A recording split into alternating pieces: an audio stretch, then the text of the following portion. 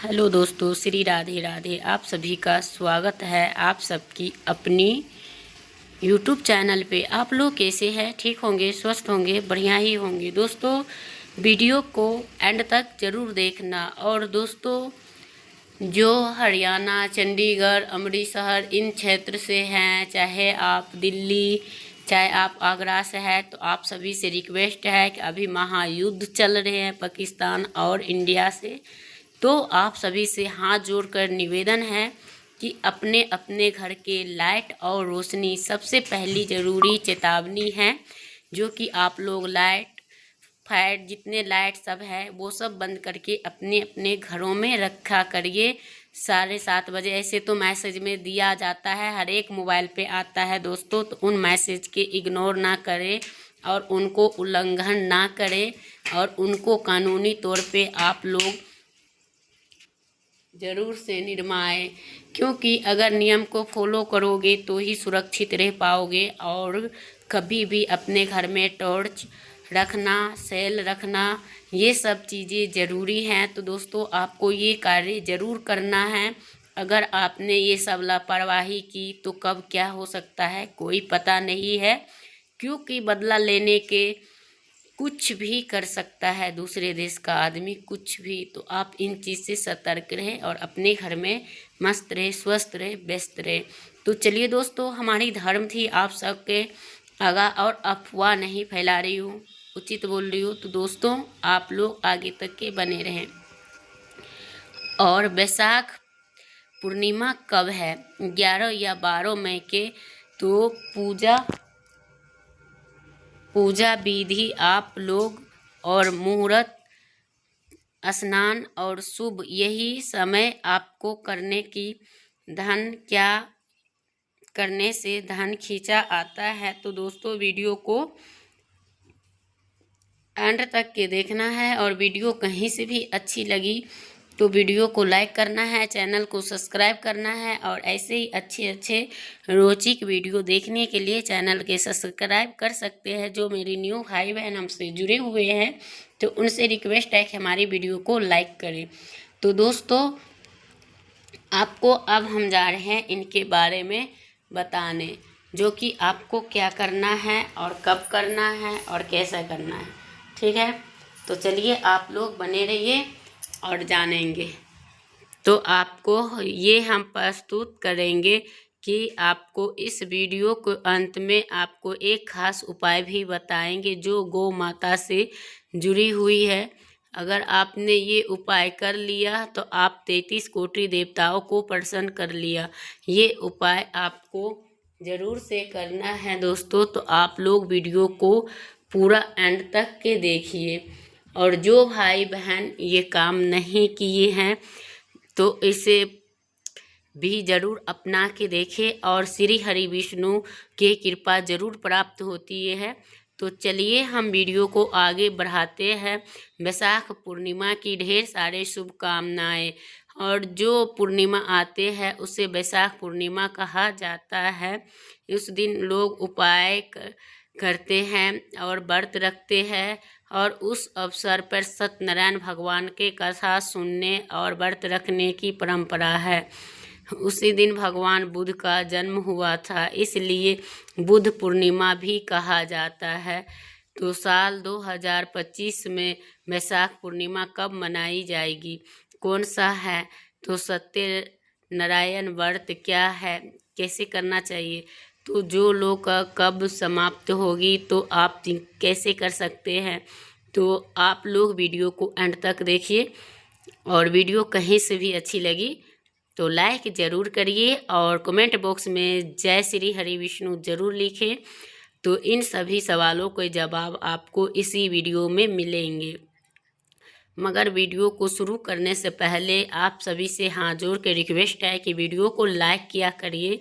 तो आप लोग लाइक करना भूल जाते हैं। और भगवान सत्य की कृपा पाने के लिए कमेंट बॉक्स में जय श्री हरि सत्यनारायण भगवान या यही आप लिख सकते हैं। भगवान की कृपा से आपकी सारी मनोकामनाएं पूरी होगी और जीवन से सारे कष्टों से मुक्ति मिलेगी।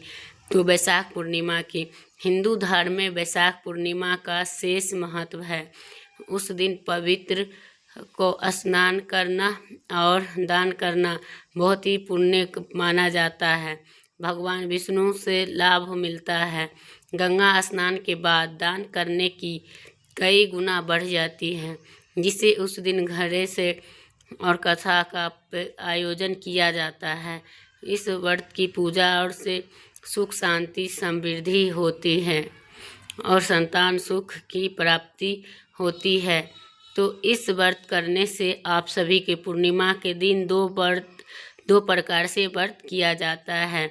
जैसे कि कोई भर दिन व्रत करते हैं, चंद्रमा का दर्शन करने के बाद पूजन करते हैं तब पारण करते हैं। कोई लोग मतलब पूजन यानी स्नान आदि करके भगवान की पूजा की जाती है, फिर कथा सुनाई जाती है। कथा समाप्त होने के बाद भगवान को भोग अर्पित करके व्रत पूरा किया जाता है। दो तरह की होती है मगर एक ही जैसी होती है, तो लगभग समाप्त होती है।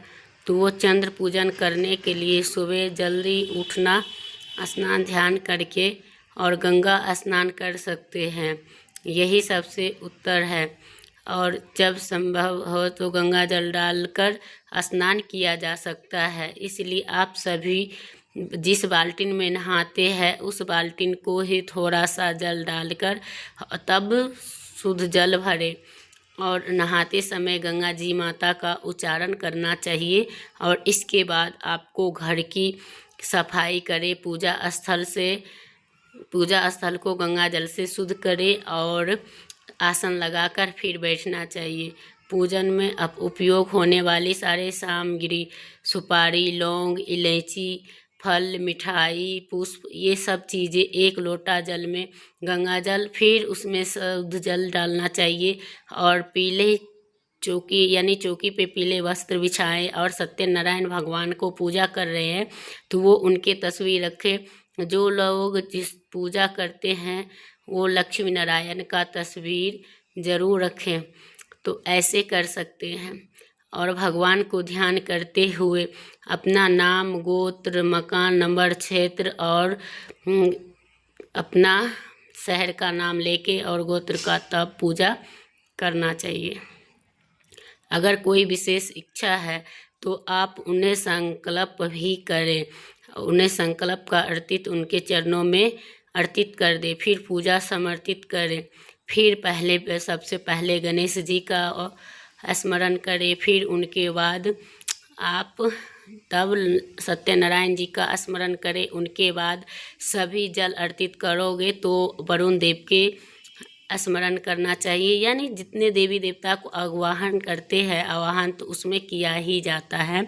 तो पंचामृत से भी अभिषेक कर सकते हैं। तो आप एक फूल, अगर जैसे तस्वीर है तो फूल में लेके और उन्हें छिट्टा दे सकते हो, और नहीं अष्टधातु है तो आप उन्हें अभिषेक कर सकते हैं। तो ऐसे ही और उन्हें स्नान करना चाहिए और जनेऊ अर्पित करना चाहिए और फल और चंदन से तिलक लगाना चाहिए। फिर उन्हें दीपक और धूप लगाना चाहिए और इन्हें समर्पित करने से भगवान की पुष्पों से आरती करें। दीपक उठाने की कोई वो नहीं है, फूल और धूप की सहारे से आरती कर सकते हैं। जैसे कि धूप और कपूर के से करते हैं ना, कपूर की आरती तो बहुत ही श्रेष्ठ होता है। भोग में तुलसी का पत्ता जरूर ही रखें, भगवान को जल अर्पित जरूर ही करें। फिर पान के पत्ते पर 2 लौंग, 1 इलायची, 1 सुपारी रख के भगवान को अर्पित करें। श्रद्धा के अनुसार भगवान को दक्षिणा भी अर्पित करें, उनको पूजा करें और क्षमा याचना करें। जिसके बाद आपको सत्यनारायण भगवान के कथा सुने, यदि संभव हो तो एक छोटा सा हवन भी करें। फिर सभी को और प्रसाद बांटें और फिर उनके बाद खुद प्रसाद ग्रहण करें। ध्यान करें कि प्रसाद ग्रहण जरूर करें, फिर भोजन करें और पूजा की 1 लोटा जल में कच्चा दूध और अक्षत मिलाकर फिर पूजा करना चाहिए। और चंद्रमा के उच्चारण करते हुए, प्रार्थना करते हुए घर में सुख शांति और समृद्धि बने रहे। और चंद्रमा को अर्पित करने के बाद व्रत का पालन किया जा सकता है। इसके बाद फलाहार और सात्विक भोजन करना चाहिए। चंद्रमा से जुड़े हुए शुभ माना जाता है। अब बात करते हैं वैशाख पूर्णिमा की तिथि। और साल 2025 शुरू होगी 11 मई की और समाप्त होगी 12:25 पे। तो उदय तिथि के अनुसार वैशाख पूर्णिमा का पर्व 12 मई सोमवार को मनाया जाएगा। उसी दिन स्नान, दान और सत्यनारायण का व्रत भी किया जाएगा। सुबह सूर्य उदय का यही सब रहेगा मुहूर्त। तो आप शाम में सुबह 8 बजकर से लिए आपको अत्यंत शुभ रहेगा। वो चंद्र उदय का जो सो मुहूर्त रहेगी वो 57 मिनट 5 से लेकर 5:32 से लेकर 7:34 तक के रहेंगे। तो आप लोग ज़रूर करिएगा शुभ समय शाम के लिए। तो ऐसे ही कुछ करना चाहिए।